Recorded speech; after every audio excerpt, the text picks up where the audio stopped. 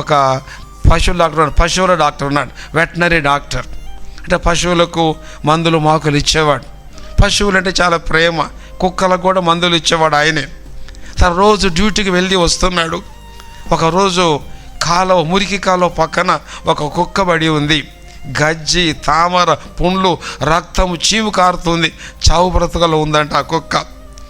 ఇతడు కొంచెం భక్తి, కుక్కల డాక్టర్ కదా, పశువుల డాక్టరు.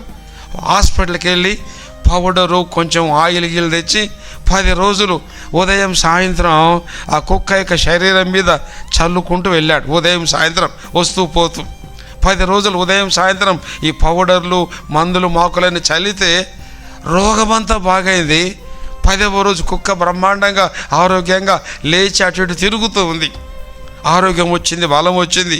అటు ఇటు ఇళ్ళకి వెళ్ళి అన్నం తిని నడుస్తూ ఉంది. 12వ రోజున కుక్క కనపడలేదు. డాక్టర్ గారికి ఆనందం పోయింది. ఎందుకు తెలుసా? తన మందుల వల్ల ఈ కుక్క బాగైంది. ఆడుకుంటూ పాడుకుంటూ బ్రహ్మ వీధుల్లో తిరుగుతూ ఉంది. ఒక 10 రోజుల పాటు ఈ కుక్క కనపడలే డాక్టర్ గారికి. డాక్టర్ గారు ఏం ఫీల్ అవ్వలే. కుక్క బతికితే చాలరా బాబు అని చెప్పి ఆయన ఆనందంగా ఉన్నాడు. 10 రోజుల తర్వాత ఈ డాక్టర్ గారు ఒకసారి హాస్పిటల్లో, ఒక పెద్ద హాస్పిటల్, పశువుల ఆసుపత్రి గేట్ ఎదురుగా తన బిల్డింగ్ ఉంది. ఆ బిల్డింగ్ ముందు నిలబడి అలా చూస్తున్నాడు. ఎవరో ఫ్రెండ్స్ వస్తూ ఉంటే ఆశ్చర్యం ఏం తెలుసా?